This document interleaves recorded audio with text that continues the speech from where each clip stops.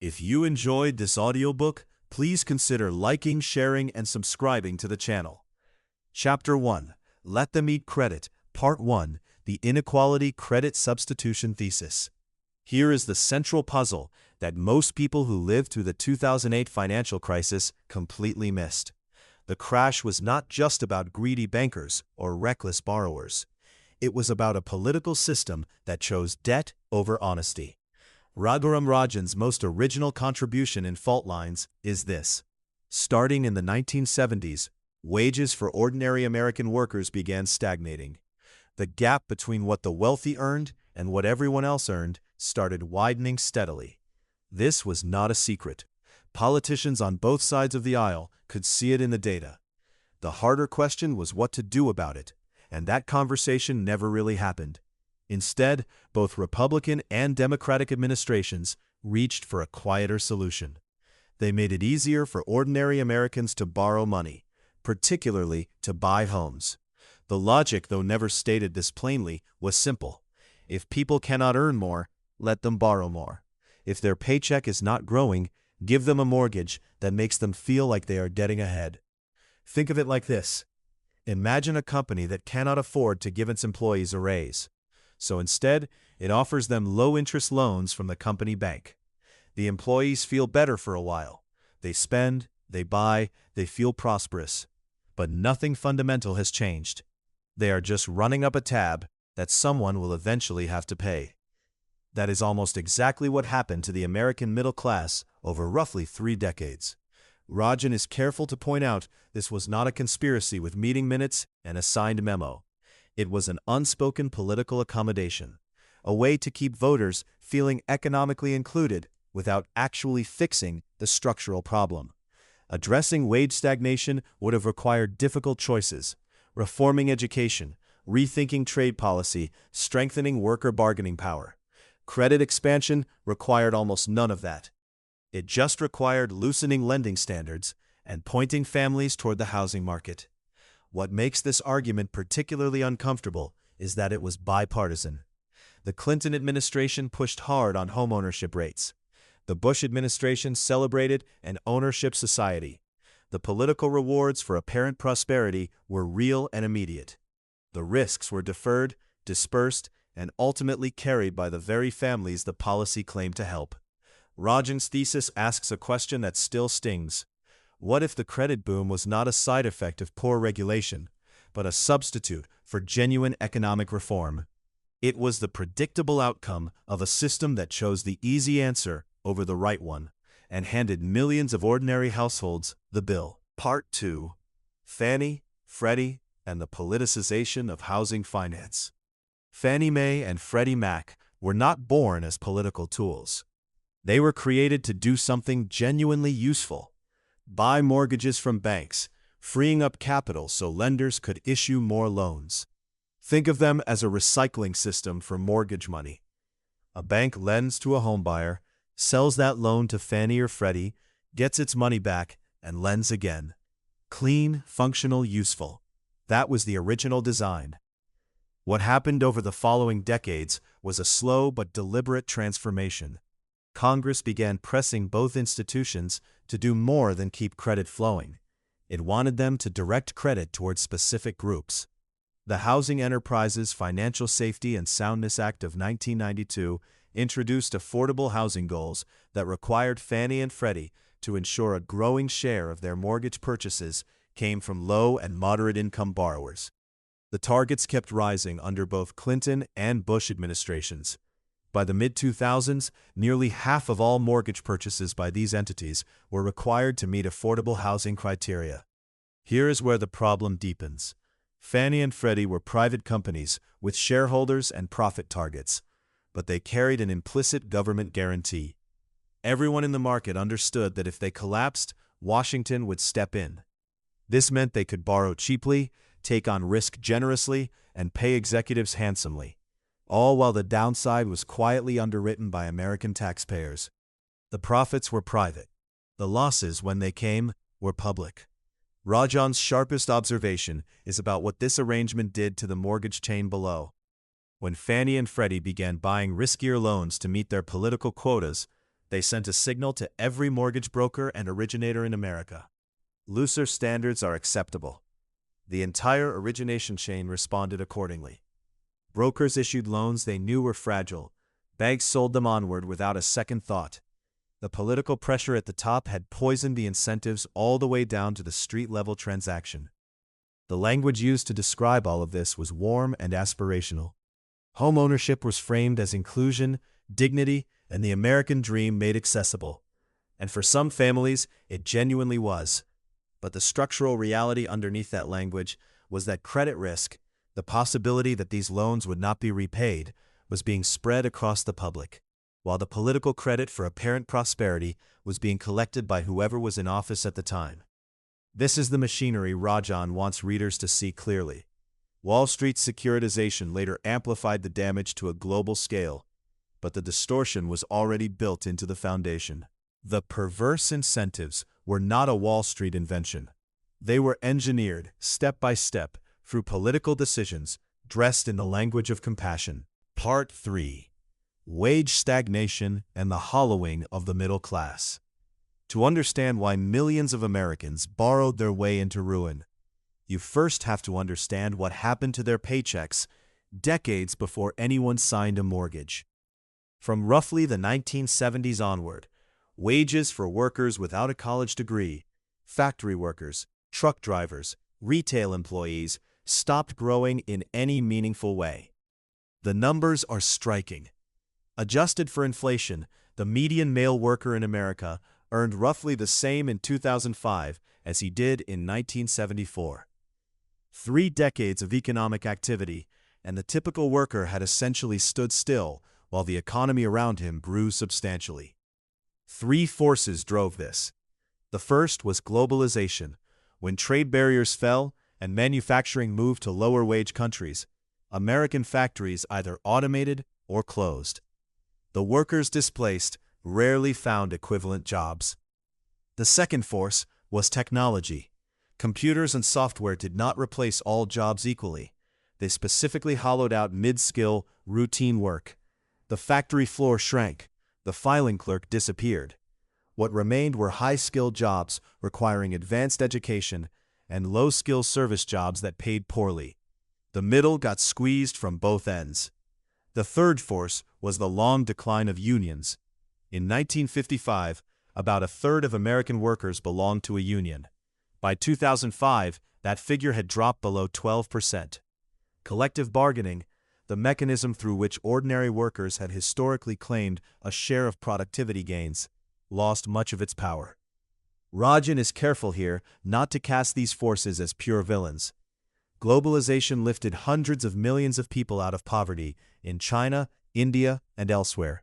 Technology made goods cheaper and created genuine wealth. These were real gains. But the distribution of those gains inside America was deeply uneven, and the policy response to that unevenness was, to put it plainly, inadequate. Other countries facing similar pressures chose different responses.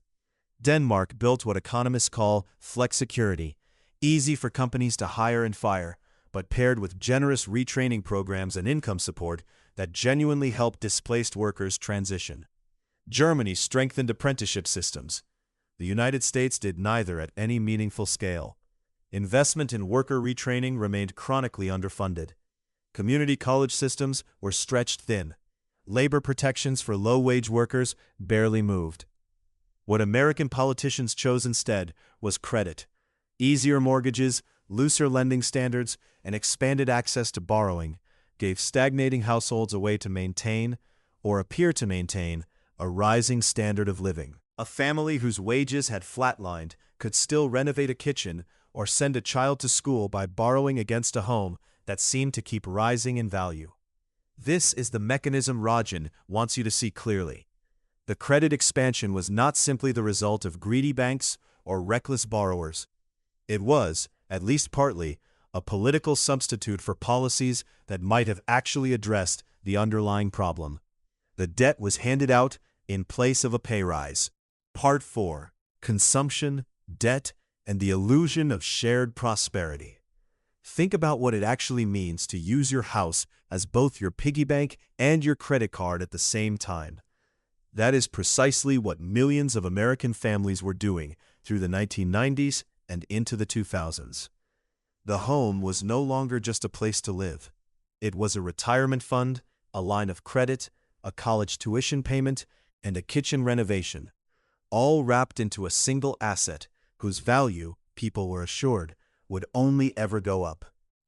When Rajan looks at the data from this period, the picture is stark. Household debt-to-income ratios rose steadily and sharply. Families were not just borrowing a little more. They were borrowing at a pace that their actual earnings could never realistically service if anything went wrong. The thing that makes this arrangement so fragile is that it only works in one direction. As long as home prices rise, the family can borrow more, spend more, and feel wealthier. The moment prices flatten or fall, the entire structure collapses inward. There is no cushion. The house was the cushion, and it just disappeared. What Rajan finds genuinely troubling is who absorbed the worst of this. These were not wealthy households playing speculative games with investment portfolios. These were working families who had been offered credit as a substitute for the wage growth that never came. They were told, in effect, that homeownership was their path into the middle class, and they believed it, reasonably so, because every signal around them confirmed it. Politicians celebrated rising homeownership rates. Banks advertised easy terms. Neighbors were doing it too.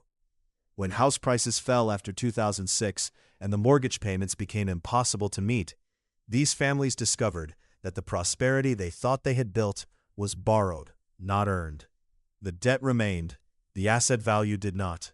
Foreclosures did not hit hedge funds first. They hit suburbs in Ohio, neighborhoods in Florida, streets in California, where ordinary people had done exactly what the system encouraged them to do. This is what Rajan means when he calls the credit expansion a tragedy rather than simply a scandal.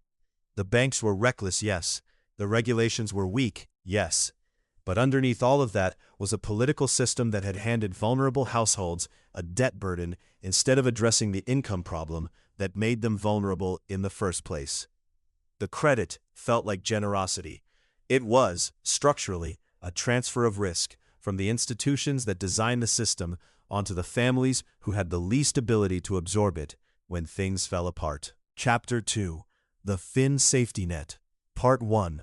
The American Safety Net in Comparative Perspective.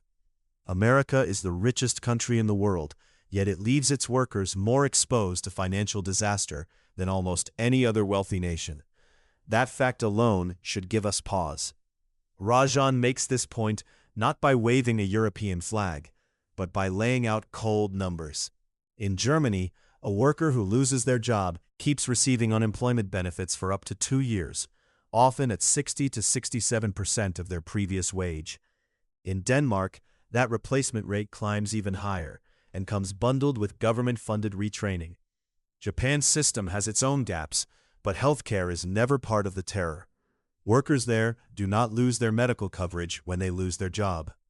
In the United States, unemployment benefits typically replace less than half of previous wages, run out after 6 months in most states, and were never designed to absorb the kind of long-term displacement that happens when an entire factory town empties out. The healthcare piece is where the American story becomes particularly sharp. Losing a job in the U.S. does not just mean a smaller paycheck. It can mean losing coverage for a child's asthma medication, an ongoing cancer treatment, or unnecessary surgery. No comparable wealthy country does this to its workers. The fear is not abstract. It is the specific, concrete terror of a medical bill that wipes out a family's savings in a single hospitalization. Rajan's argument is not that Europe has everything figured out. He is not making a political pitch. His point is clinical. When a safety net is this thin, people do not simply tighten their belts and wait for better times. They borrow. They have to. And when millions of people are in that position simultaneously, the political pressure on governments to keep credit cheap and accessible becomes almost impossible to resist. No politician wants to be the one who cut off the only lifeline workers actually have. What makes this comparison so uncomfortable is that it reframes the problem entirely. The question stops being why did banks behave badly and starts being why did ordinary people need so much credit just to stay afloat? The answer sits not in individual greed, but in a structural gap, the space between what workers need when things go wrong and what the American system actually provides. Other countries filled that gap with public insurance. The United States filled it with debt. And filling it with debt, as Rajan shows, set the stage for everything that followed. Part 2. Why weak safety nets fuel credit demand. Think about what actually happens the moment an American worker loses their job. Not in abstract terms, in real terms. The paycheck stops. Within weeks, the health insurance tied to that job disappears too. The mortgage payment does not pause. The car payment does not pause. If there are children, their school supplies, their doctor visits, their everything, none of it pauses. A single layoff notice does not just mean fewer dinners out. It means the entire household teeters over a cliff. This is precisely the mechanism Rajan identifies.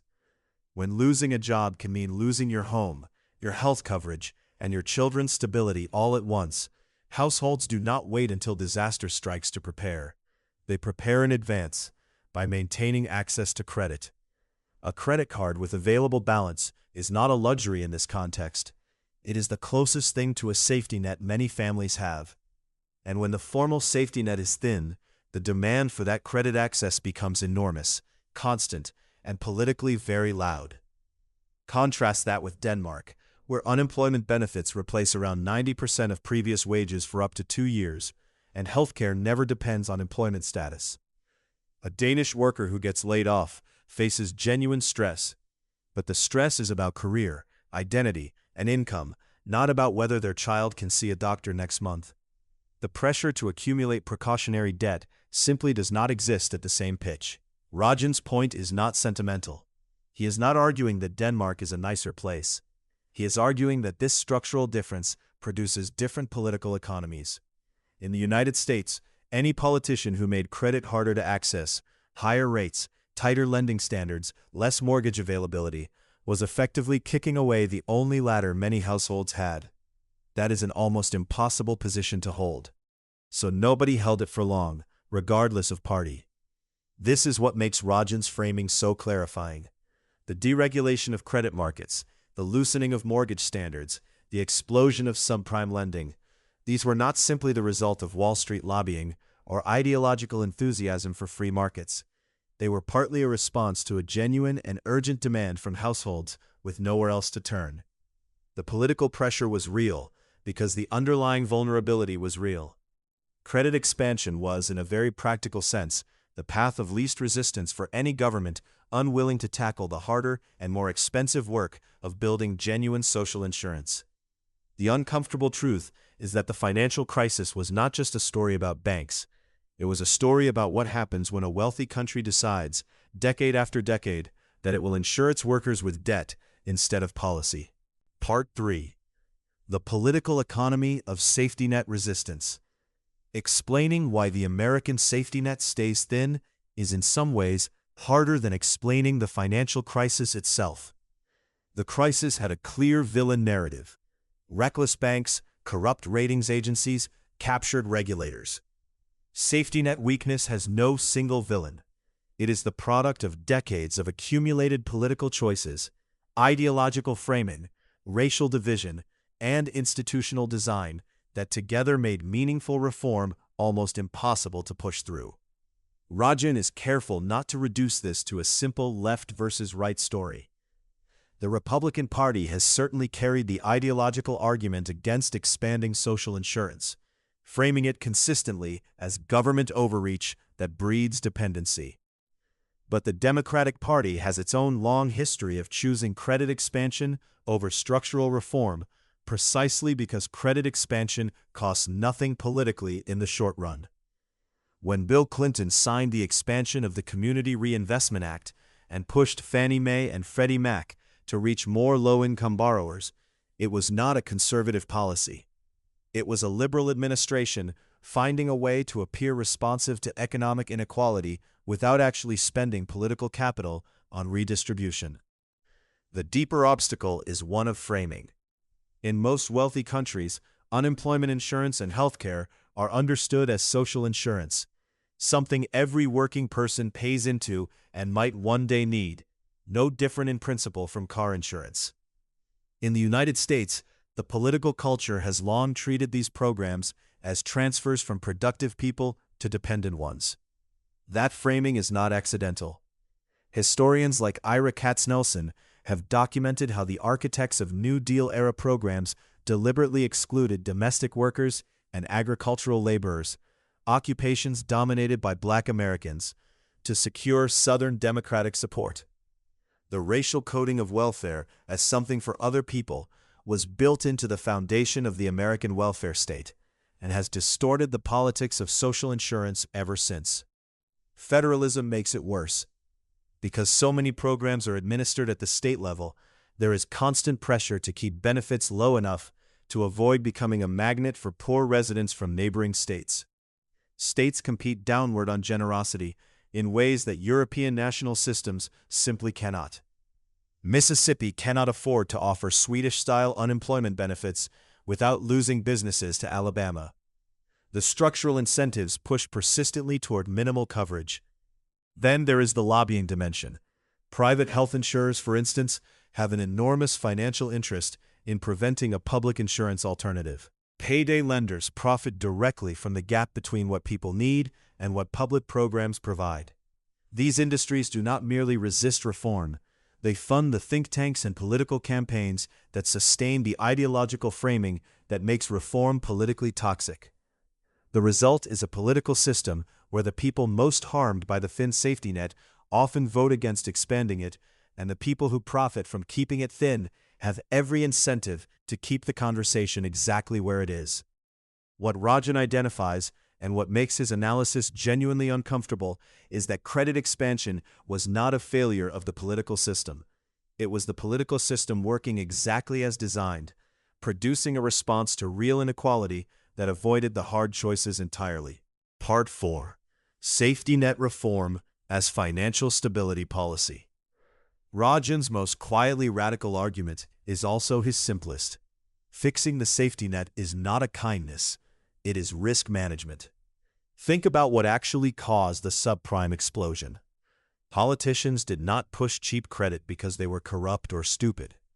They pushed it because millions of American workers had no buffer against economic shocks and needed something, anything, to keep their lives from unraveling after a layoff or a medical bill. The credit was a pressure valve. Fix the pressure problem, and the demand for the valve drops dramatically. This is what Rajan means when he frames safety net reform as macroprudential policy. Macroprudential is just economist language for preventing the whole financial system from blowing up. Central banks and regulators usually think about this in terms of bank capital ratios or lending rules. Rajan is saying the conversation needs to go upstream. If you want to stop dangerous credit bubbles from forming, you have to stop creating the social conditions that make politicians desperate enough to manufacture them. The evidence is right there in the comparison. Denmark, Germany, and the Netherlands all face the same globalization pressures that hollowed out American manufacturing towns. Their workers lost jobs too, but those workers had genuine unemployment insurance that replaced a meaningful share of their wages, retraining programs that were actually funded, and healthcare that did not depend on staying employed. The political pressure to substitute cheap mortgages for wage growth simply never reached American levels. Their financial systems did not generate subprime crises on the same scale, and that is not a coincidence. Rajan is not making a left-wing argument here, he is making an actuarial one. A country that refuses to spend modestly on income support and job retraining is effectively choosing to spend enormously on financial crises instead. The 2008 bailouts, the recession damage, the lost household wealth, that was the bill for running a thin safety net through 30 years of economic disruption. The math is not flattering to the austerity position. The deeper point is that financial reform and social policy reform are the same project wearing different clothes. You can write all the banking regulations you want, but if the underlying political economy still produces enormous pressure for cheap credit, those rules will be bent, watered down, or quietly ignored. The demand does not disappear because you change the rules at the bank. it finds another channel. Rajan is essentially arguing that the fault line cannot be sealed from the financial side alone. Chapter 3: A Clash of Capitalisms. Part 1: Export-led growth models and their internal logic. Not every economic crisis begins with a reckless bank or a corrupt politician. Some are built slowly, quietly, by countries doing exactly what seemed rational for them. And that is precisely what makes them so hard to stop. Raghuram Rajan turns his attention to a pattern that defined the global economy in the decades before 2008.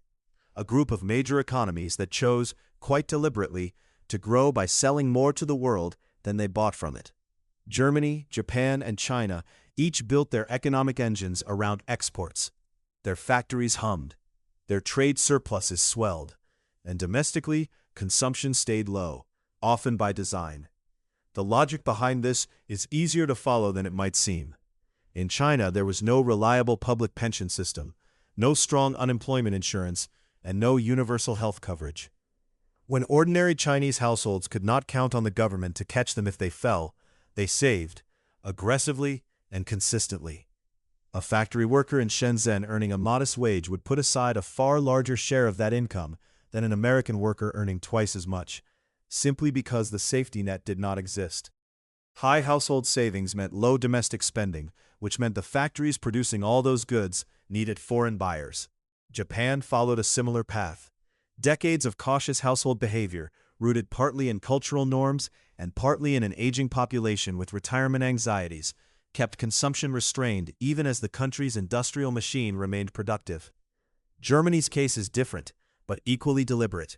Through a series of wage agreements and coordinated labor market reforms, particularly the Hartz reforms of the early 2000s, German wages were kept compressed relative to what workers were actually producing. When workers produce more but earn proportionally less, domestic demand stays weak. German households simply could not afford to buy all that Germany made, so the goods went abroad instead. What Rajan makes clear is that none of these decisions were stupid or corrupt within their own context. China needed jobs. Germany wanted competitiveness. Japan was managing an aging population. Each policy made sense when looked at from inside that country's borders. But zoom out to the global picture and a dangerous pattern emerges. Country after country producing far more than its own people could buy, all of them simultaneously looking to the same external market to absorb the surplus. And that market, increasingly, was the United States. The world had quietly sorted itself into two camps, producers and consumers, and the gap between them kept widening. Part 2: The Savings Glut and its Discontents. So where did all that money actually go? When an entire country saves more than it spends, the surplus has to flow somewhere. Think of it like a bathtub, with the tap running and the drain barely open. The water, in this case money, has to overflow somewhere. For Germany, Japan, China, and the other export-driven economies, that overflow drained directly into the United States. This is what Ben Bernanke famously called the savings glut, and Rajan builds on that idea to show exactly how the mechanism worked at street level. Here is the simple version. When China ran a trade surplus with the United States, it accumulated enormous piles of US dollars. The Chinese government could not simply leave those dollars sitting idle, so it bought US Treasury securities, essentially lending money back to America. Same story with Japan, Germany, and the Gulf states parking their oil revenues. By the mid-2000s, foreign governments and sovereign wealth funds held trillions of dollars in US government debt. That wave of buying pushed Treasury yields down significantly. Long-term interest rates fell to historically low levels, not because the Federal Reserve engineered them there, but because foreign money was flooding the market. This is where ordinary American investors got pulled into dangerous territory. When the safest, most boring investment in the world, a U.S. government bond, pays almost nothing, pension funds, insurance companies, and bank portfolios cannot meet their return targets by staying there. So they moved up the risk curve. They bought mortgage-backed securities. They bought collateralized debt obligations. They bought anything that promised a slightly better yield. Wall Street, always willing to meet demand, manufactured these instruments in industrial quantities. Rajan is blunt about the implication. The global imbalance did not merely create a background condition for the credit bubble, it actively funded it.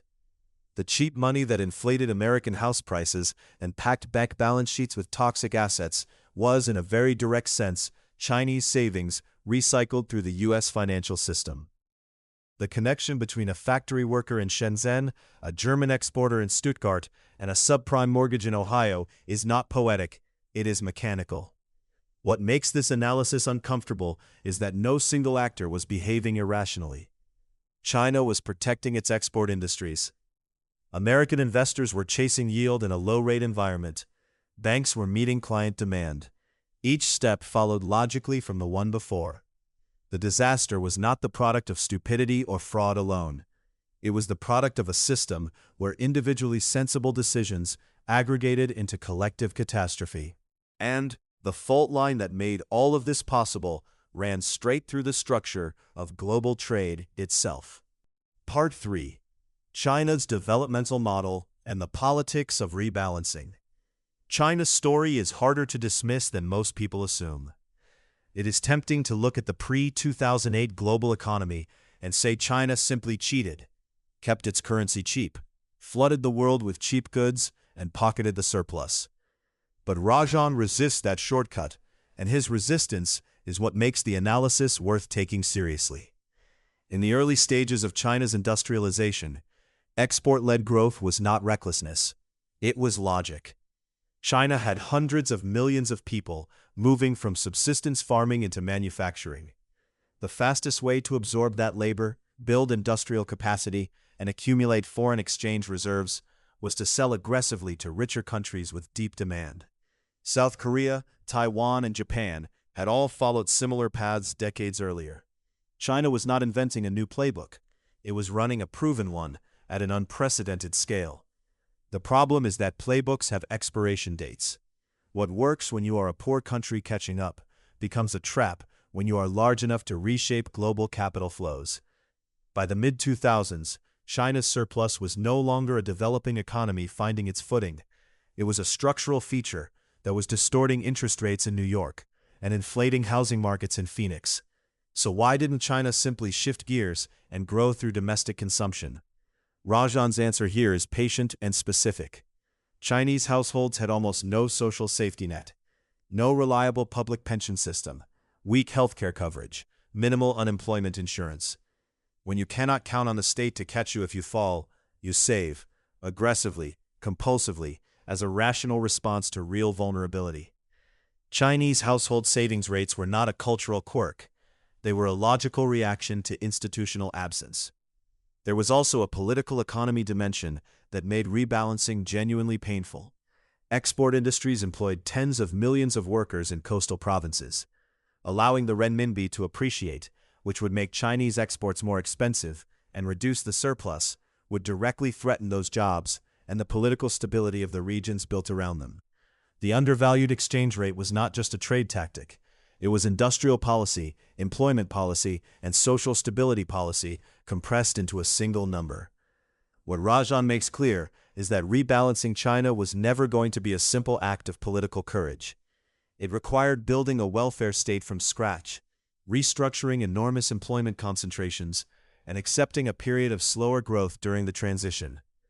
Telling China to just consume more was like telling someone to stop saving for emergencies without first giving them health insurance. The incentive to save would not disappear until the reason to save disappeared. This is why the global imbalance problem proved so persistent. It was not a misunderstanding that better diplomacy could fix. It was two different economic systems, one built around consumption, one built around production, locked in a relationship that worked for both until it catastrophically didn't. Part 4. Germany, the Eurozone, and the Mercantilist fault line. The China story had a European twin, and it wore a suit rather than a factory uniform. Germany's economic model carried the same core feature: produce more than you consume, export the difference, but operated inside a currency union and made the resulting tensions far more explosive. To understand why, Think of the euro as a hotel, where all the guests share one thermostat. Germany wanted the room cold. Spain and Ireland wanted it warm. Because no single country could adjust the setting to suit itself, someone always ended up uncomfortable. Before the single currency, a country running persistent deficits could simply let its exchange rate weaken, making its exports cheaper and gradually correcting the imbalance. The euro removed that option entirely. What replaced it was debt. Germany's wage restraint, deliberately kept low through the Hartz labor reforms of the early 2000s, meant German goods became progressively cheaper relative to those produced in southern Europe. German factories kept winning export contracts across the continent and beyond, while Spanish and Greek workers found themselves priced out of competing. The German current account surplus swelled, and the euros earned from those exports had to go somewhere. They flowed south into Spanish property markets, Irish banks, and Greek government bonds. Capital chased yield, and yield was plentiful in economies that looked stable because they shared Germany's currency. Rajan saw this clearly in 2010, before the crisis reached full force. Spain's housing bubble and Ireland's banking collapse were not simply products of local recklessness.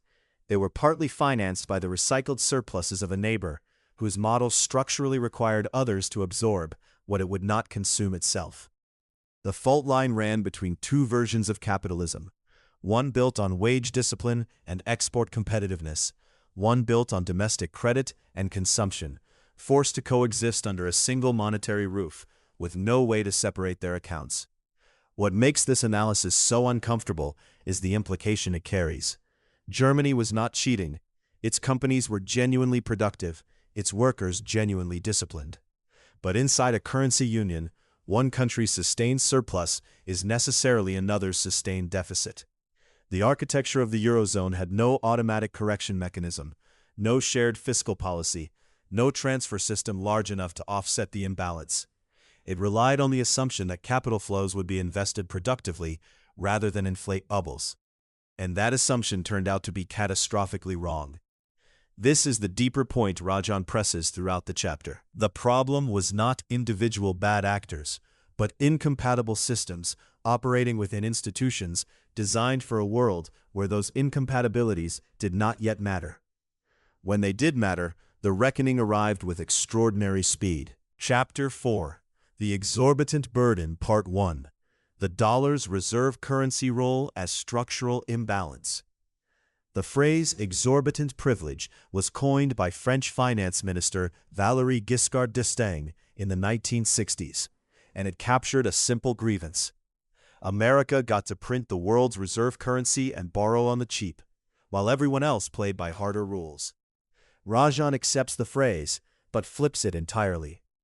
The privilege, he argues, came packaged with a burden that eventually broke the financial system from the inside. Here is the basic mechanic. Countries like China, Japan, and the oil-exporting Gulf states accumulated enormous foreign exchange reserves through the 2000s. Those reserves needed a home, and the safest, most liquid home available was U.S. dollar assets, mainly treasury bonds.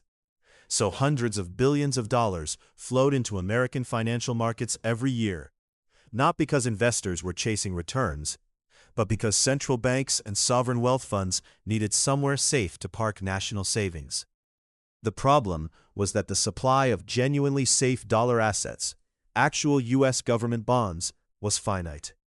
American budget surpluses in the late 1990s had actually shrunk the supply of treasuries at exactly the moment global demand for them was rising. The gap between what the world needed and what Washington supplied had to be filled by someone. Wall Street filled it.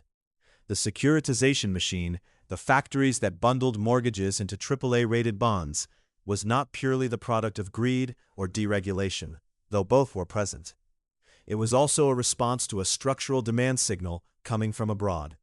When central banks from Beijing to Riyadh needed safe dollar assets, and there were not enough treasuries to go around, the financial system manufactured substitutes. Those substitutes wore the same AAA clothing as government bonds, but underneath sat subprime mortgages issued to borrowers with no income verification, no down payments, and no realistic path to repayment.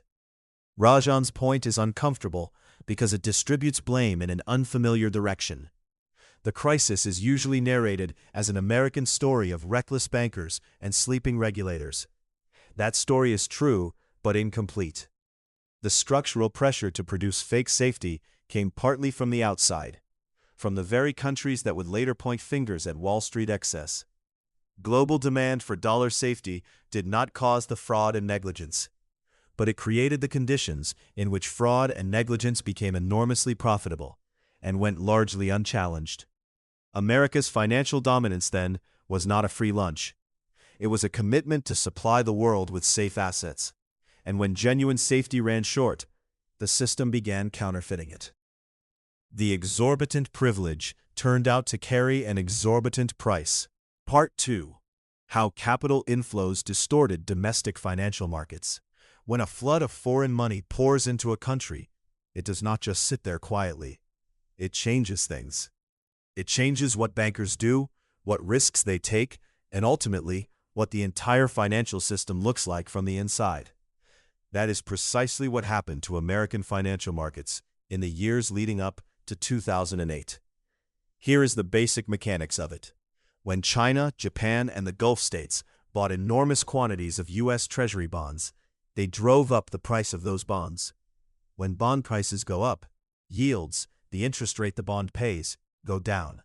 So by the mid-2000s, long-term interest rates in America were unusually low, held down not by any deliberate Federal Reserve decision, but by the sheer weight of foreign money flooding in. Alan Greenspan famously called this the conundrum in 2005, genuinely puzzled that long-term rates refused to rise even as the Fed hiked short-term rates repeatedly.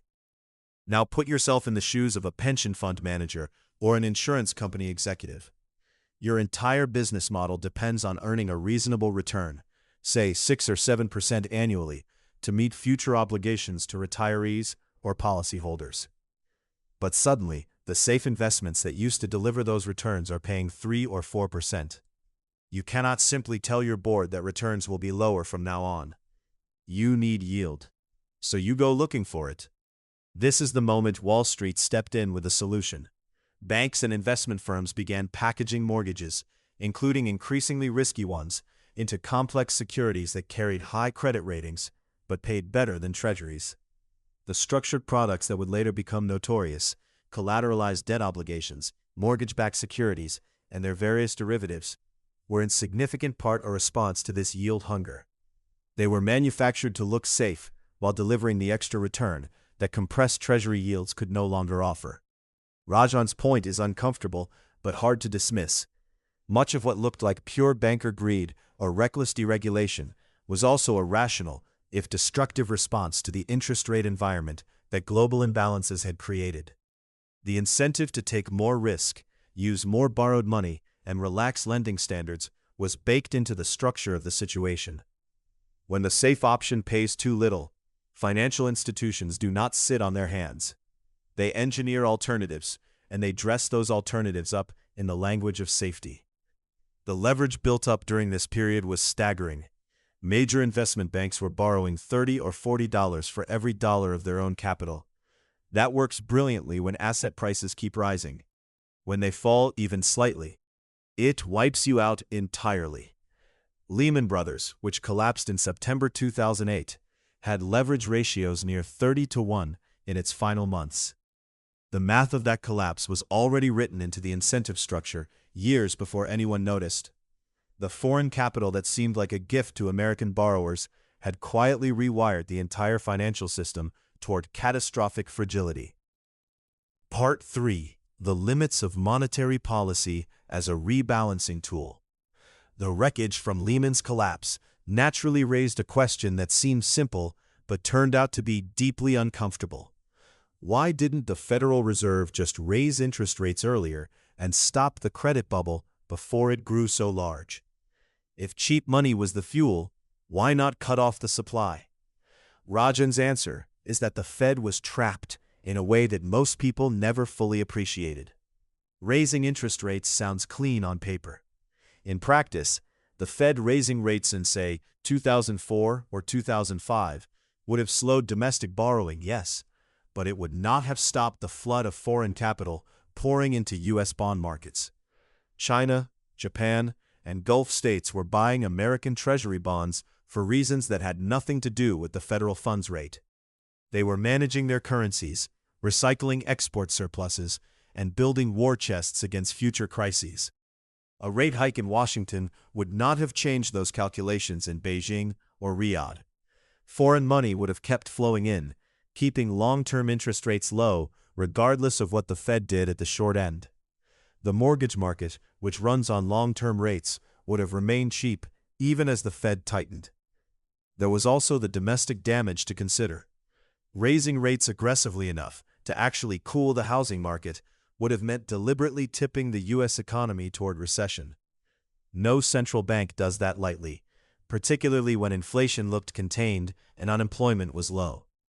Alan Greenspan and the Fed operated under a doctrine that became known informally as the Greenspan put. The idea that monetary policy need not worry about asset price bubbles as they inflate, but should simply cut rates aggressively to cushion the economy after a bubble bursts. The thinking was that you cannot reliably identify a bubble in advance, so trying to deflate one with rate hikes risks doing enormous unnecessary damage to a functioning economy. Rajan's critique of this doctrine is sharp but fair. The problem is that it was designed for a different world, one where financial excesses were domestic in origin and domestic in consequence. When the imbalances are global and structural, the cleanup strategy stops working. The 2008 crash was not the kind of event that rate cuts could fix quickly, because the damage was embedded in the balance sheets of institutions worldwide. Cutting rates to zero, as the Fed eventually did, could not make bad mortgage securities good again or restore confidence in financial counterparties overnight.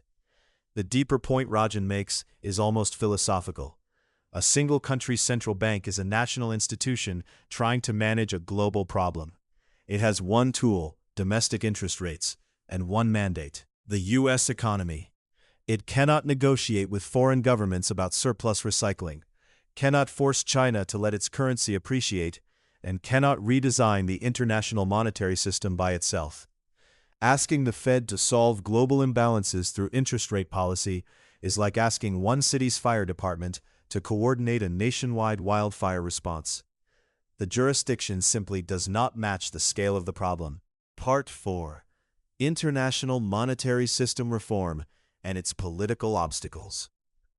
If fixing the global monetary system were straightforward, someone would have done it already. The honest answer is that everyone involved has reasons to keep things exactly as they are. Rajan walks through what reform could theoretically look like. One option is expanding the use of special drawing rights, the IMF's synthetic reserve asset, so that countries needing international liquidity could draw on a genuinely multilateral pool, rather than racing to accumulate dollars. Another is deepening regional reserve sharing arrangements, like the Chiang Mai Initiative in Asia, so that emerging economies have credible insurance against sudden capital flight, without needing to self-insure through massive dollar reserves. A third is reforming the IMF itself so it functions as a genuine lender of last resort, one that countries trust enough to actually use when crises hit, rather than avoid out of fear of the conditions attached. Each of these ideas is technically coherent. None of them are politically easy, and Rajan does not pretend otherwise. The problem starts with surplus countries.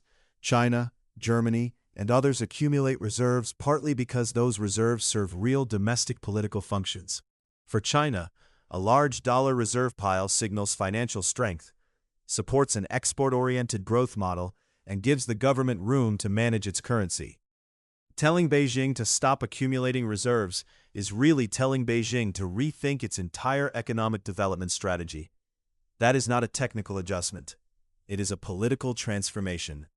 The obstacles on the U.S. side are just as real, if less discussed.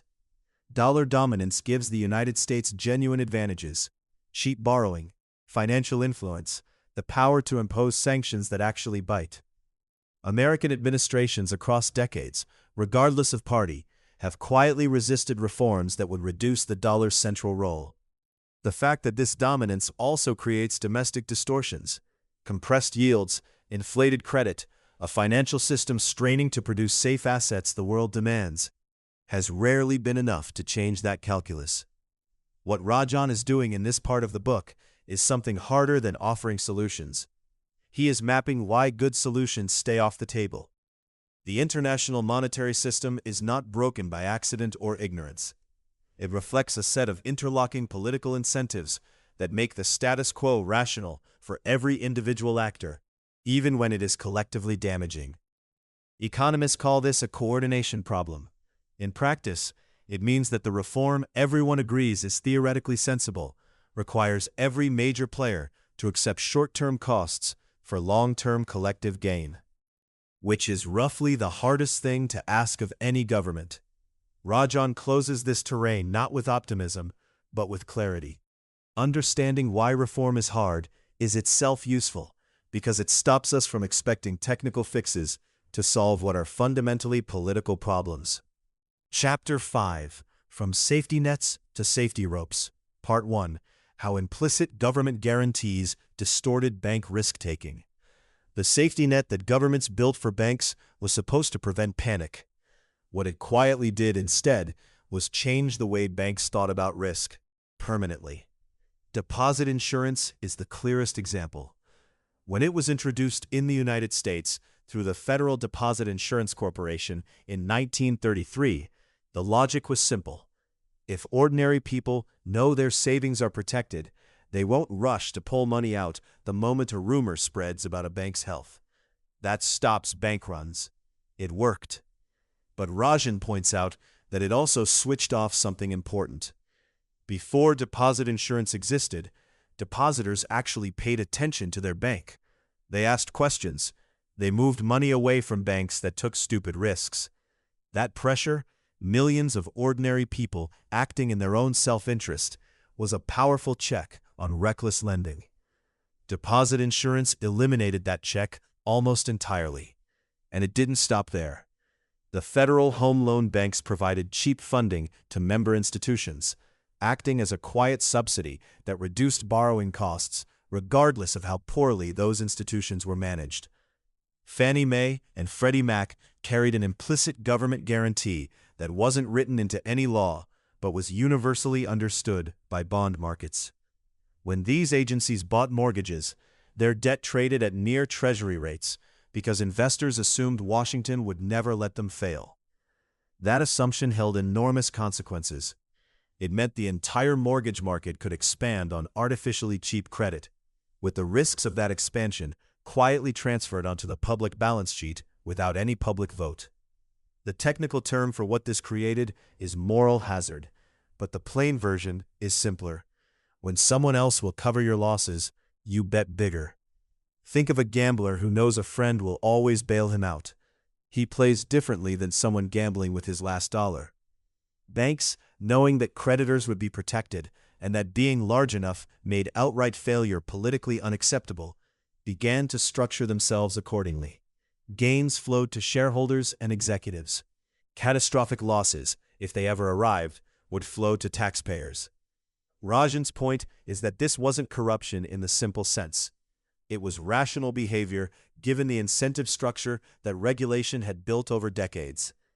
What made it genuinely dangerous was the compounding effect of financial innovation.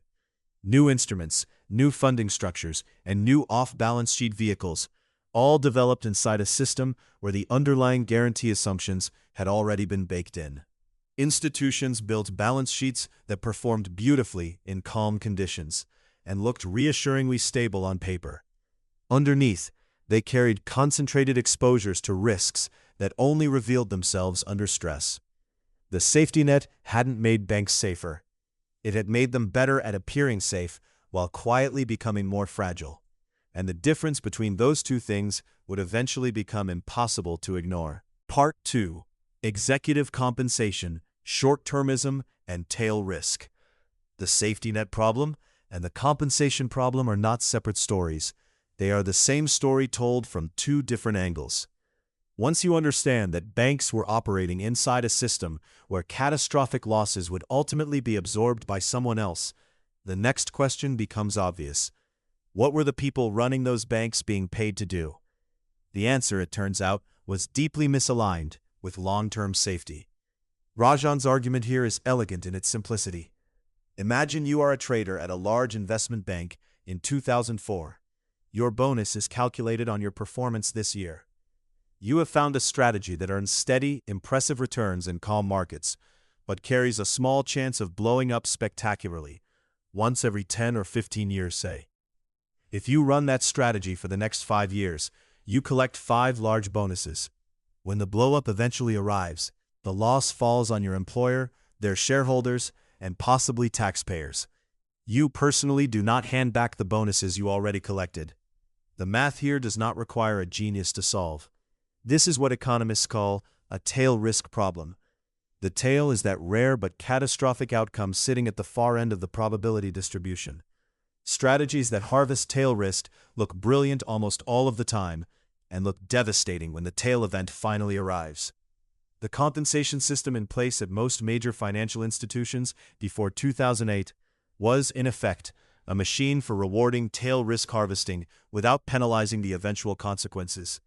Rajan points to the careers of figures like Chuck Prince at Citigroup, who famously told the Financial Times in 2007 that, as long as the music is playing, you've got to get up and dance. That quote is often read as recklessness or denial. Rajan reads it more coldly, as a rational response to institutional incentives.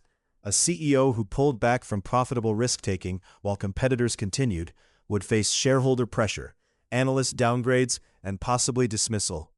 The incentive was not to be the last person dancing. It was to keep dancing and hope the music stopped on someone else's watch. The deeper problem was that no individual in the chain, trader, desk head, CFO, board member, had either the information or the personal incentive to account for the aggregate risk the institution was accumulating. Each person was optimizing for their own position within a system that was collectively building toward catastrophe. This was not a story of a few bad actors. It was a story of a structurally broken incentive system producing entirely predictable outcomes at scale. What made it so hard to fix was precisely that nothing looked obviously wrong from the inside. Models showed manageable risk. Bonuses were paid. The damage was being quietly deferred into a future that, for most of the people involved, felt comfortably abstract. Part 3. The Rating Agency Problem and the Manufacture of Safe Assets. The same logic that made compensation structure so dangerous also infected the machinery that was supposed to keep the whole system honest. If individual bankers had every reason to ignore long-term risk, the agencies tasked with measuring that risk had even fewer reasons to look too closely. Credit rating agencies, Moody's, S&P, and Fitch, sat at the center of the structured finance boom. Their job was simple in theory. Look at a financial product and tell investors how risky it was. A AAA rating meant the investment was about as safe as U.S. government debt. Pension funds, insurance companies, and foreign central banks were only allowed to buy highly rated assets. So the rating was not just a label, it was a ticket into the largest pool of capital in the world. Here is where the machine got strange. Banks would take thousands of mortgages, many of them given to people with poor credit histories and no documentation of income, bundle them together, and then slice that bundle into layers. The bottom layer absorbed losses first. The top layer only took losses if almost everything went wrong simultaneously. Rating agencies looked at the top layer and, based on their models, stamped it AAA. The logic was that even if some mortgages defaulted, they would not all default at the same time. Losses would stay in the lower layers. The top stayed safe. The fatal problem was the assumption buried inside that logic. The models treated mortgage defaults as largely independent events. But mortgages are not independent. When house prices fall nationally, borrowers across every state default together. The correlation between defaults, how linked they are, was dramatically underestimated. When housing turned, the entire structure collapsed at once, not from the bottom up, but everywhere simultaneously. Rajan's point is that the rating agencies had every reason not to catch this. They were paid by the banks whose products they rated. If Moody's gave a tough rating, the bank simply walked across the street to S&P. This was not a secret arrangement. It was an open, competitive dynamic that pushed every agency toward the most generous interpretation of every model. A bank packaging mortgages could even shop its deal around until it found the assumptions that produced the rating it needed. The agencies, facing pressure to win business and working with models that had never been tested against a nationwide housing collapse, obliged. What resulted was a manufacturing process for apparent safety. Risk did not disappear. It was dressed up, certified, and sold to investors who had been given every formal assurance that it was gone. The actual danger accumulated quietly in balance sheets across the world, hidden behind ratings that were, in Rajan's framing, more a product of competitive pressure than genuine analysis. Part 4. Regulatory Capture and the Political Economy of Financial Supervision. The rating agencies failed to ask hard questions, partly because no one with real power wanted them asked. That same dynamic ran straight through the regulatory system itself. Rajan is careful not to blame regulators as individuals.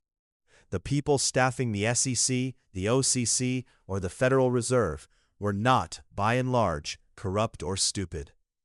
They were operating inside institutions shaped by forces that made serious supervision genuinely difficult. The first force was simple money. A mid-level examiner at a federal banking regulator earned a fraction of what a comparable analyst earned at the bank being examined. The talent gap this created was real. Institutions being supervised often understood their own products better than the people supervising them, and they knew it. The second force was structural familiarity. The revolving door between Wall Street and Washington is well documented. Timothy Geithner, Hank Paulson, Robert Rubin, men who moved between the highest levels of finance and government, are the visible cases. But the same pattern repeated thousands of times at lower levels. When a regulator expects to eventually work in the industry she supervises, her relationship to that industry changes in ways that do not require any explicit agreement or bribe. It is simply human nature to be less adversarial toward people you may one day need a favor from. The third force was ideological, and Rajan considers it the most powerful of the three. By the late 1990s, deregulation had become something close to consensus doctrine across both political parties. Alan Greenspan's faith in market self-correction was not a fringe view, it was the operating assumption of the entire system. When Brooksley Born at the Commodity Futures Trading Commission raised concerns about over-the-counter derivatives in 1998, she was not just overruled, she was publicly marginalized by Greenspan, Rubin, and Summers. The message sent to every other regulator in Washington was unmistakable. Raising alarms about financial innovation carried professional consequences. This is what Rajan means when he describes the failures as systemic rather than accidental. Individual regulators made bad calls, yes, but those calls were made inside a structure that rewarded deference, punished dissent, and had been deliberately defunded and intellectually disarmed over decades of sustained lobbying. The financial sector spent more than $5 billion on lobbying and campaign contributions in the decade before the crisis, according to research from Essential Information and the Consumer Education Foundation. That investment produced not just specific legislative wins, but a general cultural assumption that more finance meant more prosperity, and that slowing it down meant harming ordinary Americans. By the time the risks had grown large enough to be obvious, the regulatory system had been shaped into something that could not act on what it saw. Chapter 6. When Money is the Measure of All Things. Part 1. The Culture of Finance and the Colonization of Economic Life. The financial sector's growth after 1980 was not just an economic shift. It was a cultural one, and that distinction matters enormously. When Wall Street salaries began pulling away from what a doctor, engineer, or teacher could earn, the effect was predictable. Smart, ambitious people followed the money. By the 2000s, roughly 40% of Harvard graduates were heading into finance or consulting. MIT engineers who might have designed bridges or built energy systems were instead pricing derivatives. This was not irrational behavior on anyone's part. Individually, each choice made perfect sense. Collectively, it represented a quiet drain of human talent away from areas where it might have produced something durable. Rajan's point here is not that finance is unimportant. Credit markets, risk management, and capital allocation genuinely matter. The problem was one of proportion. When the rewards available in finance became so outsized compared to everything else, the economy started organizing itself around financial returns as though they were the only returns that counted. This logic did not stay contained within bank balance sheets. It spread. Hospitals began measuring success by billing efficiency rather than patient outcomes. Universities started treating students as revenue units and borrowed against future enrollments to build prestige facilities. Infrastructure projects got assessed not on long-term public value, but on whether they could be packaged, securitized, and sold to investors within a short window. The metric changed, and when the metric changes, behavior follows. What gets lost in that shift is harder to quantify, but no less real. Much of what holds an economy together over long periods, trust between a local bank and its small business customers, a doctor's commitment to a patient across years, a company's investment in workers it expects to keep, operates on a logic of relationships and time horizons that financial return maximization actively works against. You cannot price loyalty or institutional memory on a quarterly earnings call. Economists call this misallocation of human capital, which sounds bloodless. What it actually means is that the people most equipped to solve hard problems spent their careers making already wealthy investors slightly wealthier through increasingly complex instruments. The social return on that activity was, to put it charitably, limited. The private return was extraordinary, which is precisely the problem Rajan is identifying. The culture that grew up around this shift reinforced itself. Short-termism became not just a practice, but a virtue. Managers who prioritized long-term investment over quarterly results were disciplined by markets. The pressure was not always explicit. It was structural, baked into how performance was measured, how compensation was structured, and what counted as success. By the time the crisis hit, this way of thinking had been running the show for nearly 3 decades. Part 2. The illusion of liquidity and the fragility of modern markets. That cultural shift, the takeover of short-term financial thinking across entire industries, had a quiet partner. A financial system that looked far more stable and sophisticated than it actually was. Rajan's warning at Jackson Hole in 2005 is one of those moments that history has been unusually kind about. He stood up in front of the world's most powerful central bankers and economists and told them, politely but clearly, that financial innovation was not making the system safer, it was making it more dangerous. Alan Greenspan, then still considered close to infallible, was reportedly skeptical. The room was largely unreceptive. 3 years later, the system collapsed in exactly the ways Rajan had described. The core of the argument is deceptively simple. When banks invented new instruments, collateralized debt obligations, credit default swaps, structured investment vehicles, the story told to regulators and investors was that risk was being spread more widely and efficiently. If no single institution held too much of any bad loan, how could the system as a whole be in danger? It sounded reasonable. It was wrong. What actually happened was that risk was not dispersed, it was hidden. Thousands of mortgages were bundled together, sliced, repackaged, and sold to institutions around the world. But those packages were built on assumptions about correlation, specifically that housing markets in different American cities would not all collapse at the same time. When they did, when the underlying assumption broke down, instruments that had been rated as safe turned toxic almost simultaneously across the globe. This is what makes liquidity such a treacherous concept. A market looks liquid right up until the moment everyone tries to sell at once. The deep active markets in mortgage-backed securities existed largely because cheap short-term funding was always available to keep them running. Investors were borrowing short and holding long, which works beautifully until lenders get nervous. When the crisis hit in 2007 and 2008, lenders got nervous everywhere at once, and the funding dried up with a speed that stunned even experienced traders. Bear Stearns, Lehman Brothers, and dozens of other institutions discovered that the liquidity they had counted on was not a permanent feature of the market. It was a fair-weather arrangement that vanished the moment conditions turned. The bitter irony is that the very sophistication of these instruments made the problem harder to see coming. Complex models gave false precision. High credit ratings gave false comfort.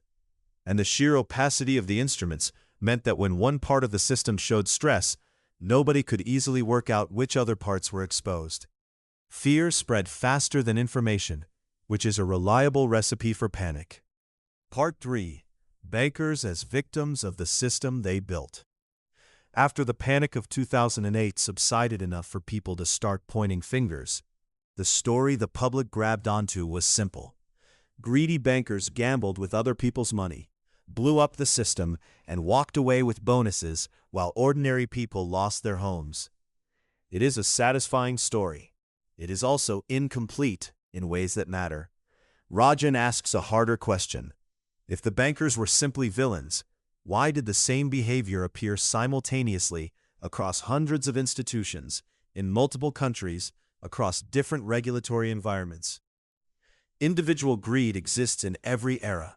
What changed was the structure around the greed, the incentives, the rules, the expectations, and the pressures that turned short-term risk-taking from a personal failing into an institutional norm. Consider what a bank executive actually faced in the years leading up to 2008.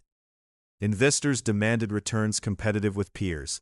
Peers were generating those returns by moving into higher-yielding, riskier assets. If one bank held back on moral grounds, its shareholders sold the stock, and its board replaced the executive.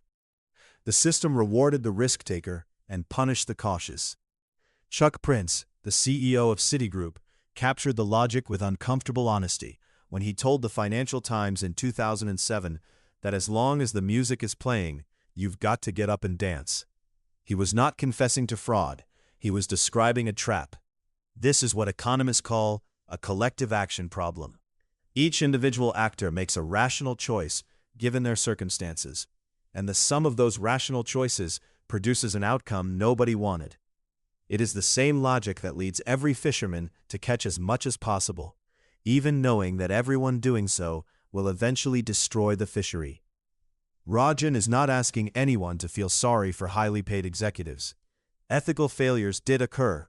Some individuals behaved in ways that were straightforwardly dishonest. But if the reform conversation stays focused entirely on those individuals, the system that shaped their behavior goes unchanged. New people step into the same roles, face the same incentives, and eventually produce the same results. Structural problems do not respond to personnel changes. The real target of Rajan's argument is the political reflex to find a human face for systemic failure. Prosecuting individuals is visible and emotionally conclusive.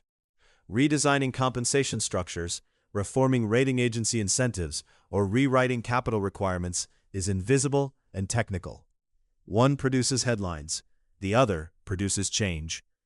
The danger is that the emotional satisfaction of the first substitutes for the difficult work of the second, leaving the underlying fault lines exactly where they were. Part 4. The crisis as a revelation, not an aberration. Think of 2008 not as the earthquake, but as the moment the ground finally stopped pretending it was solid. Rajan's central argument is deceptively simple. The crisis was not an accident. It was a disclosure. The decades preceding 2008 had been quietly accumulating pressure. Rising inequality, political systems substituting credit for wages, global trade imbalances recycling dollars into American debt, and a financial sector rewarded for risk-taking it could not fully measure. The crisis did not introduce these problems. It simply made them impossible to ignore any longer. This distinction matters more than it might appear. If 2008 was an aberration, a rare collision of greed, deregulation, and bad luck, then the appropriate response is to patch the specific holes it revealed and return to business as usual. Tighten capital requirements, fire the worst offenders, pass Dodd-Frank, and move on. That is largely what happened. But if 2008 was a revelation, a forced exposure of structural contradictions that had been building for 30 years, then patching those specific holes leaves the foundation untouched, and the next crisis becomes a matter of when, not whether. Rajan draws an analogy that is worth sitting with. A city built on a geological fault line can have excellent building codes. Engineers can design structures that withstand significant tremors. But none of that engineering eliminates the fault line itself. You can make the buildings more resistant to the shaking. You cannot prevent the shaking by redesigning the buildings. Post-2008 financial reform largely did the equivalent of strengthening the buildings while leaving the fault line exactly where it was. What makes this argument uncomfortable is what it implies about reform. The years after 2008 produced genuinely significant regulatory changes. Bank capital requirements increased. Stress testing became standard. Certain exotic instruments were restricted, and yet income inequality continued widening. Political systems in the United States and elsewhere still struggled to deliver real wage growth to median households. Global imbalances between surplus and deficit economies persisted. The structural pressures that fed the 2008 crisis did not dissipate because the crisis happened. They simply waited for a new set of financial instruments through which to express themselves. Rajan is not predicting a specific repeat. He is making a structural argument that a financial system sitting on unresolved economic and political fault lines will always find a way to amplify those pressures into instability. The shape of the next crisis will differ. The underlying mechanics will rhyme. Chapter 7. Rebalancing the World. Part 1. What genuine rebalancing of the global economy requires. Rebalancing the global economy sounds like something that happens automatically, the way a seesaw levels out when the weight shifts. It does not work that way. Rajan is precise about what genuine rebalancing would actually require, and the picture is demanding. Surplus countries like China and Germany would need to genuinely shift toward growth driven by what their own citizens consume, not by what they sell abroad. That means building stronger social safety nets so households feel safe spending rather than saving, expanding domestic services sectors, and tolerating a period of slower export growth while new engines warm up. For deficit countries, particularly the United States, it means the opposite: households saving more, businesses investing in actual productive capacity, and the government reining in the structural borrowing that has made American debt the world's default parking lot for foreign capital. Each of those adjustments sounds reasonable in the abstract. In practice, each one lands directly on someone's livelihood. Chinese export manufacturers, German industrial unions, American consumers accustomed to cheap credit. None of these groups experience rebalancing as a sensible macroeconomic correction. They experience it as a threat to their income, their jobs, their way of life. That is the political reality Rajan refuses to paper over. The international coordination problem compounds everything. Getting two countries to agree on trade terms is hard enough. Getting the major economies to simultaneously and voluntarily adjust their domestic policies in ways that impose near-term pain for long-term stability requires a degree of political trust and shared purpose that barely existed even after 2008, when the wreckage was fresh and visible. Each government faces its own voters, its own election cycles, its own powerful industries. The time horizon of democratic politics is rarely long enough to absorb the short-term costs of structural adjustment. What Rajan describes is not a wall, but a narrow corridor. Rebalancing is possible, but the conditions under which it actually happens, rather than being announced and then quietly abandoned, are demanding. It requires political leadership willing to spend real capital on reforms that pay off years later, international institutions with enough credibility to hold countries to commitments, and some mechanism for making the costs of adjustment feel fair enough that domestic publics do not simply vote the whole project out of existence.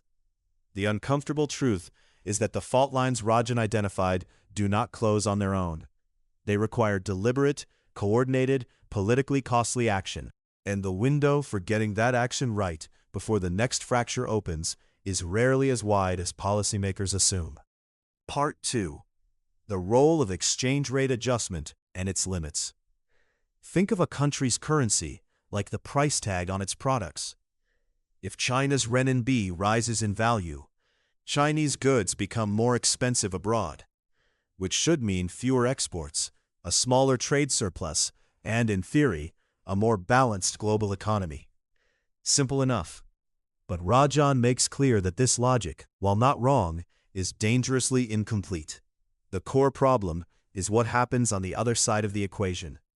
If China's exports slow down because its currency has appreciated, something has to replace that lost economic activity. Workers who made goods for foreign buyers need new jobs. Factories need new customers. Households need income from somewhere other than export sector wages. If none of that is ready, no deep consumer credit markets, no social safety net to encourage spending over saving, no developed service sector to absorb displaced labor, then renminbi appreciation does not rebalance anything. It just slows China's growth and creates unemployment. Rajan was particularly pointed about the American political pressure for rapid renminbi appreciation in the years before and after the 2008 crisis. Members of Congress held hearings, economists wrote op-eds, and Treasury officials delivered diplomatic lectures in Beijing. The underlying demand was understandable. The U.S. trade deficit with China was enormous and politically toxic at home. But the prescription was blunt in a situation that required precision. Forcing rapid appreciation before China had built the domestic consumption engine to replace export demand was like pulling the supports out from under a building while the new foundations were still being poured. The building does not gently settle. It falls. This is not to say exchange rates do not matter. They do. The renminbi was meaningfully undervalued for years, and that undervaluation did amplify global imbalances. Gradual managed appreciation, which China did pursue selectively and on its own terms, was part of a rational adjustment path. But it was only ever going to be one part. The deeper point Rajan makes is that exchange rate adjustment is a tool, not a solution. It changes relative prices between countries, which shifts incentives at the margin. What it cannot do is restructure a domestic economy, build new institutions, or make millions of households feel secure enough to spend rather than save. Those things require time, policy, and political will that no currency movement can manufacture. Treating the exchange rate as the primary lever for rebalancing the global economy was always a shortcut that skipped the harder work. And Rajan's analysis shows exactly why shortcuts in this domain tend to produce new problems rather than resolved ones. Part 3. Reforming the safety net to break the credit substitution cycle. The harder work, as Rajan frames it, was never happening in the financial system at all. It was happening, or failing to happen, in schools, training centers, and hospitals across Middle America. Rajan's core argument here is almost uncomfortable in its simplicity. When ordinary workers cannot access the growing prosperity of a productive economy, politicians face enormous pressure to do something about it. And the easiest something, politically speaking, is cheap credit. You don't have to raise taxes, fight wealthy donors, or restructure labor markets.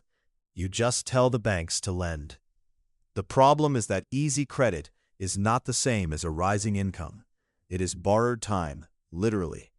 When the debt becomes unpayable, the whole structure collapses, and the people who are supposed to benefit from the credit end up worse off than before. The fix, in Rajan's view, starts before any of that pressure builds. If American workers genuinely shared in productivity growth, through better early childhood education, accessible retraining programs, and affordable university education, the political demand for credit substitution would shrink. There would be less desperation for politicians to channel, fewer promises to make, fewer financial bubbles to inflate. What makes Rajan's prescription distinctive is how carefully he thinks about the framing. He argues against means-tested welfare programs, not because he is indifferent to cost, but because means testing creates political fragility. Programs that go only to the poor tend to attract resentment from everyone who just barely missed the cutoff. They get cut. Universal programs, the way Social Security or public schools work, build broader coalitions, and survive political cycles. That is not an ideological point. It is a structural one about what kind of safety net actually stays intact under pressure. He also insists on framing social protection as insurance rather than charity. Americans broadly accept the idea of insurance. You pay in, you are covered if something goes wrong. The same logic applied to unemployment, retraining, or healthcare changes how people receive it and how politicians can defend it. It becomes a right you have earned, not a handout you are receiving. The deeper point Rajan is making is that the financial system does not exist in a vacuum.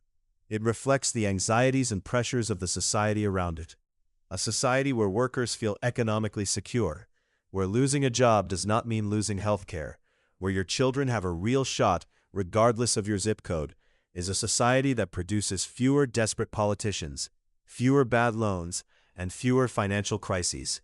The safety net is not a luxury added on top of a well-functioning economy. It is part of what makes the economy function without periodically blowing itself up.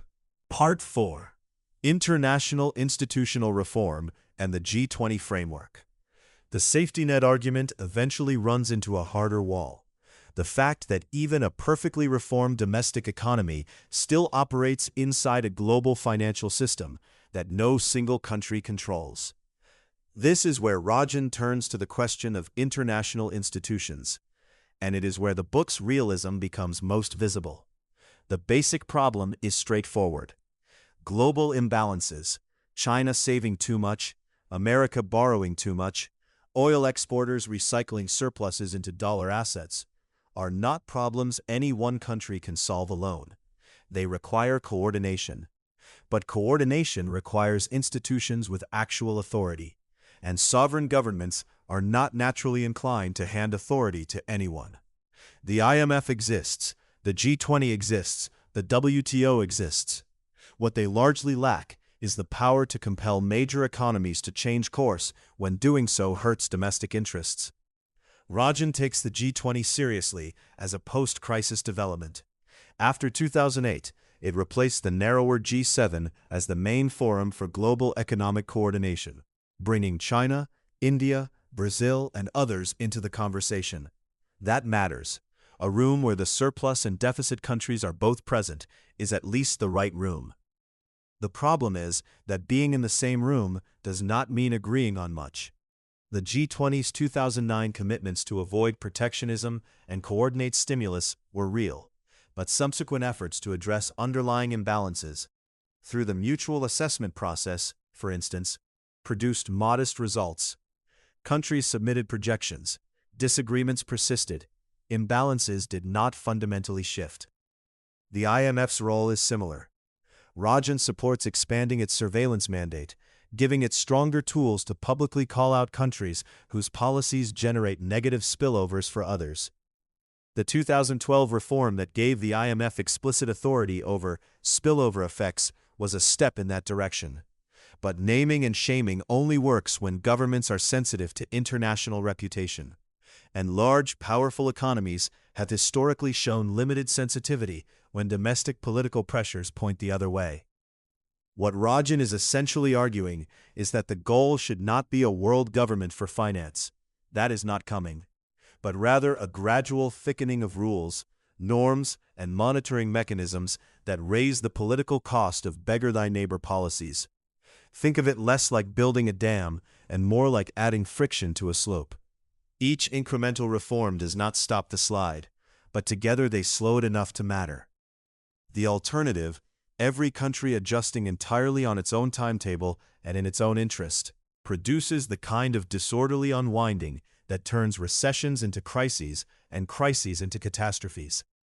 The honest conclusion Rajan reaches is that international reform is necessary but will always be incomplete. The architecture will remain imperfect. What matters is whether it is improving or decaying, and whether the people responsible for it understand the fault lines well enough to keep patching them before the next rupture. Chapter 8. The Only Sustainable Fix. Part 1. Why Financial Regulation alone cannot prevent the next crisis. Tightening financial rules after a crisis feels logical.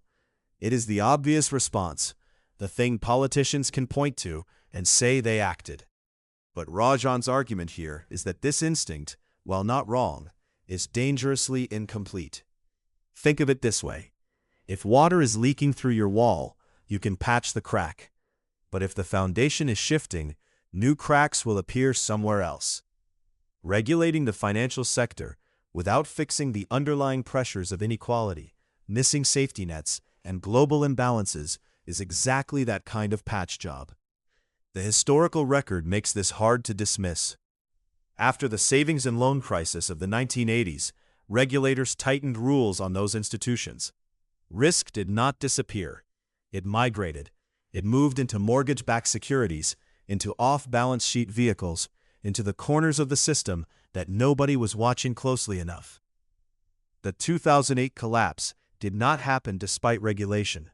It happened partly because tighter rules in some areas pushed risk-taking toward less supervised ones. The crisis followed the path of least resistance. Rajan's point is that this pattern is not accidental. When the underlying structural pressures are strong enough, when politicians need credit to substitute for real wage growth, when global savings floods need somewhere to go, the financial system will find a way to accommodate them. Regulators are always working one step behind, writing rules for the last crisis while the next one is already forming somewhere new. A tightly regulated bank sitting on top of a society with stagnant wages, no meaningful unemployment cushion, and massive cross-border imbalances is still a system under enormous pressure. The pressure does not care about the rules. It finds whatever exit is available. This is why Rajan insists that the real work is not in the rulebook. Regulation is necessary, but it is not sufficient. The fault lines that produced 2008, unaddressed inequality, the political use of cheap credit, and destabilizing global flows, were structural problems dressed up as financial ones. Fix only the financial plumbing, and the structural pressures will simply find new plumbing to break. Part 2. The political preconditions for structural reform. So if regulation alone cannot do the job, what actually can? The uncomfortable answer is political will. And that is precisely where things get difficult. Rajan is honest about this. The reforms he believes are necessary, a stronger safety net, serious investment in education and skills, a rebalancing of global trade flows, are not technically mysterious. Economists broadly understand what needs to happen. The problem is not knowledge, it is politics. Think about who benefits from the current arrangement. Wealthy households and large corporations have spent decades accumulating political influence that roughly mirrors their share of income. The same concentration of resources that produced the fault lines also produced a political class that is at minimum comfortable with the status quo. Asking that class to redesign the system is a little like asking a landlord to write tenant protection law. The incentives simply do not align. Vested interests block reform, not through conspiracy, but through ordinary political mechanics. Campaign contributions, lobbying, revolving doors between regulators and the industries they supervise. The result is a system that is difficult to change from within, especially during calm periods when the urgency of reform feels abstract. Yet Rajan does not accept that this is permanent. History offers a counterargument. The New Deal reforms of the 1930s, deposit insurance, securities regulation, agricultural support, would have seemed politically impossible in 1928. The Great Depression created both the political pressure and the public understanding necessary for a coalition that could actually push through structural change. Crisis changes the calculus. It delegitimizes the defenders of the old order and opens space for new coalitions. This is where Rajan's argument becomes almost pedagogical. He insists that understanding the true causes of a crisis is not merely an academic exercise. It is a prerequisite for reform. If voters and policymakers believe the 2008 collapse was caused by greedy bankers alone, the political response will target bankers alone. That response will feel satisfying. It will not fix the underlying problem. The next pressure release valve will simply be somewhere else. The implication is that books like this one, serious attempts to trace the structural roots of financial instability, are themselves part of the political precondition for reform. A public that understands that stagnant wages, weak safety nets, and global imbalances created the pressure that the financial system could not contain is a public capable of demanding something more than tighter bank capital rules. Changing what people demand is how political coalitions eventually change what governments supply. Rajan is not optimistic about the short term. The politics are hard, the interests are entrenched, and crisis memory fades fast. But he holds the position that structural reform is achievable when the right conditions align, and that building understanding is how you begin to build those conditions. Part 3. Inclusive growth as financial stability. The deepest and most uncomfortable truth Rajan builds toward is this: financial stability and social fairness are not separate conversations. Most people treat them as different departments. Economists worry about bank capital ratios and interest rate policy. Politicians debate minimum wage and healthcare access. These conversations rarely happen in the same room.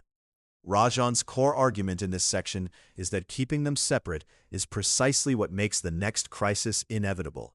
Here is the logic laid out plainly. When economic growth produces gains that flow almost entirely to the top, when the factory workers' wages stay flat while the factory owner's wealth multiplies, the people left behind don't disappear. They vote, they pressure their representatives, and politicians, rather than doing the hard work of actually redistributing opportunity through education, training, and stronger safety nets, find an easier answer. Make credit cheap and available. Let people borrow their way into the feeling of prosperity. It worked for a while in America through the 1990s and 2000s. It always works until it doesn't. The critical insight is that this political pressure is not something you can regulate away. You can make mortgage lending rules stricter. You can cap credit card interest rates. You can demand more capital from banks. But if the underlying inequality remains untouched, the political incentive to expand credit as a substitute for real wage growth remains just as strong. The pressure finds a new channel. This is not a theory, it is documented history. Every time regulators closed one door, financial innovation opened another. Rajan's argument is that the only way to permanently reduce the political demand for cheap credit as a social anesthetic is to make it unnecessary. When people have genuine economic security, when their children can access quality education regardless of zip code, when a job loss doesn't mean immediate ruin, when wages actually track productivity, the political appetite for reckless credit expansion shrinks, not because politicians suddenly become virtuous, but because voters no longer need credit as a substitute for prosperity. This reframes inequality from a moral problem into a structural risk.